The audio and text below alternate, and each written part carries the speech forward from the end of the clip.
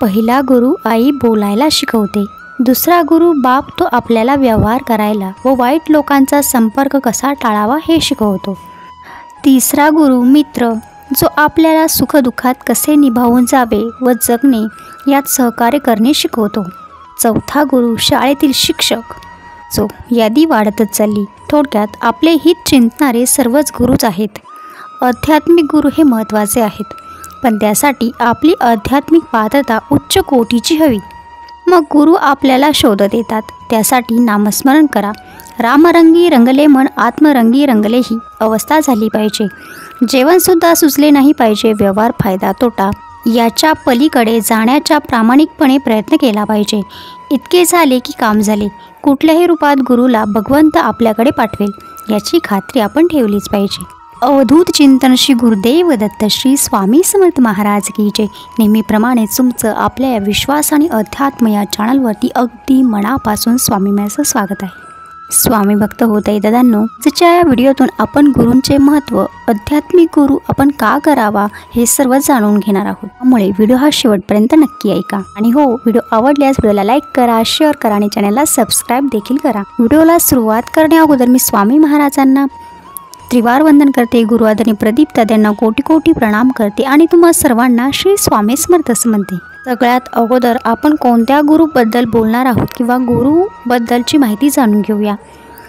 वेगवेगळ्या प्रकारचे वेगवेगळ्या माध्यमातून गुरु आपल्याला सहकार्य करत असतात. जसे की आध्यात्मिक गुरु. आध्यात्मिक गुरु आपल्याला ज्ञान आणि मार्गदर्शन करण्यासाठी भेटतात. त्यांची भेटण्याची वेळ आणि ठिकाण आपल्या जीवनातील स्थिती आणि त्यांच्या मार्गदर्शनाची आवश्यकता यावर अवलंबून असते. काही आध्यात्मिक गुरु नियमितपणे मार्गदर्शन करतात, तर काही जण फक्त गरजेनुसार आपल्याला भेटतात. त्यानंतर शिक्षक आपल्या शिक्षणासाठी भेटतात, जे शाळेत किंवा संस्थेत निश्चित वेळेत भेटतात, जिथे विद्यार्थ्यांना शिकवतात. त्यानंतर प्रश्न येतो तो सामाजिक किंवा व्यवसाय गुरु. हे व्यक्ती आपल्या जीवनात किंवा व्यवसायात मार्गदर्शन करण्यासाठी भेटतात. त्यांची भेटण्याची वेळ आणि ठिकाण त्यांच्या कामावर आणि आपल्या गरजांवर अवलंबून असते. तर स्वामी भक्त होत आहे दादांनो, आपण आजच्या या व्हिडिओतून आध्यात्मिक गुरु केव्हा भेटतात, गुरूंचे महत्त्व काय हे जाणून घेणार आहोत. सगळ्यात पहिला प्रश्न येतो, गुरु केव्हा भेटतात. शिष्याची आध्यात्मिक तयारी झाली की गुरुच त्याचा शोध घेत येतात. रामकृष्ण परमहंस नेहमी म्हणायचे, कमळ फुलले की भुंग्यांना आमंत्रण द्यावे लागत नाही. पाणी 100 अंश तापले की त्याची वाफ होतेच. हा नियम जितका खरा तितकाच हाही नियम खरा आहे. कोणतेही संत हे गुरु होऊ शकत नाही. गुरु शिष्य हे ठरलेले असतात. इतर जण मार्गदर्शन करतील, सूचना करतील, पण त्यांचे गुरु होऊ शकणार नाहीत, कारण प्रत्येकाचाच गुरु ठरलेला असतो. शिष्याच्या अंगी योग्यता आली की गुरुच त्याचा शोध घेत येतात. जोपर्यंत मानवी गुरु भेटत नाही तोपर्यंत ग्रंथांना आणि भगवंतांना आपले गुरु मानावे. अवधूत चिंतन श्री गुरुदेव दत्त. स्वामी भक्त होत आहे दादांनो, स्वामी महाराज हे ब्रह्मांड नायक आहेत. सर्वांचे गुरु आहेत, जगाचे चालक मालक पालक आहेत. परंतु प्रत्येक भक्ताचा, प्रत्येक मनुष्याचा मोक्षाचा गुरु हा वेगळा असतो. स्वामी महाराज आपल्याला त्या गुरुपर्यंत नक्कीच पोहोचवितात. म्हणजेच काय, आपल्या आयुष्यात एखादा मानवी गुरु नक्कीच असा असतो की जो आपल्याला मोक्षापर्यंत नेणार असतो. म्हणूनच गुरु हे आपल्या जीवनातील महत्त्वाचे स्थान आहे. गुरुचरित्रामध्ये सुंदर आणि छान अशी एक ओळ आहे, ईश्वर जर कोपला तर गुरु आपल्याला त्याच्यापासून वाचवू शकतो, परंतु गुरुच जर कोपला तर त्यापासून आपल्याला ईश्वर देखील वाचवू शकत नाही. इतका अगम्य महिमा गुरुचा आपल्या आयुष्यात आहे. म्हणूनच आपण जेव्हा ग्रंथांचे पारायण करतो तेव्हा गुरुचरित्र या ग्रंथाचे पारायण नक्कीच करतो.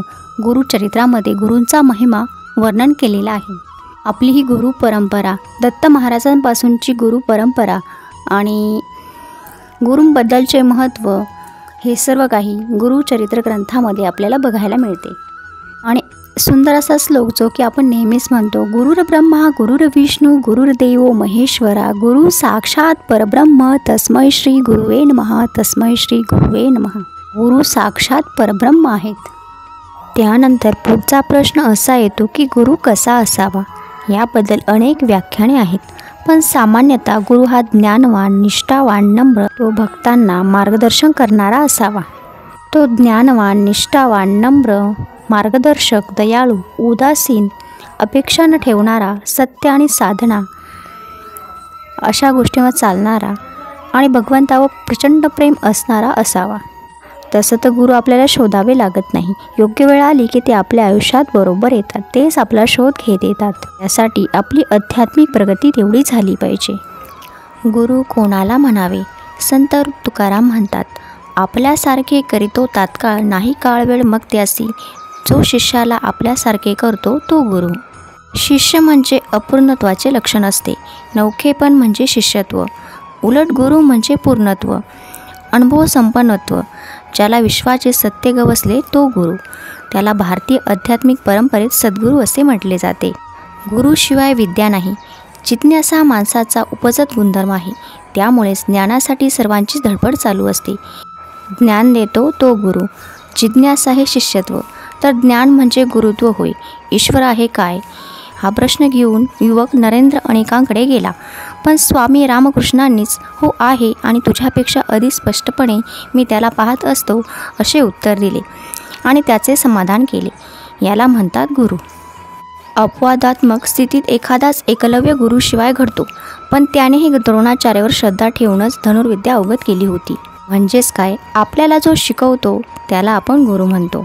काही वेळा ऐहिक साधनांसाठी आपण ज्याच्याकडून काही शिकतो तो गुरु असतो, परंतु आध्यात्मिक उन्नती ज्याच्याकडून होते तो खरा आपला सद्गुरू असतो.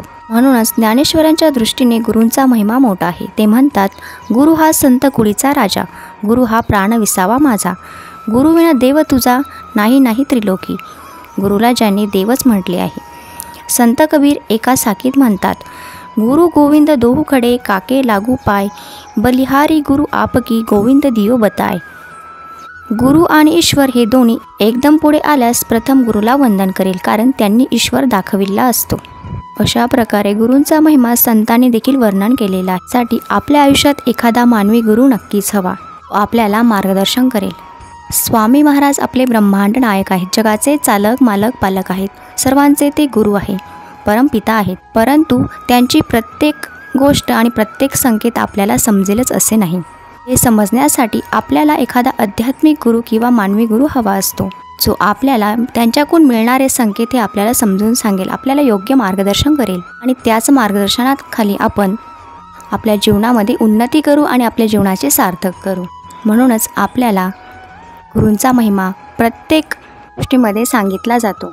तर झालेली सेवा स्वामींच्या चरणी अर्पण करते. आजचा व्हिडिओ इथे संपते. तुम्हाला आजचा व्हिडिओ कसा वाटला ते तुम्ही मला कमेंटमध्ये सांगायला विसरू नका. आवडल्यास व्हिडिओला लाईक करा, शेअर करा आणि चॅनलला सबस्क्राईब करा.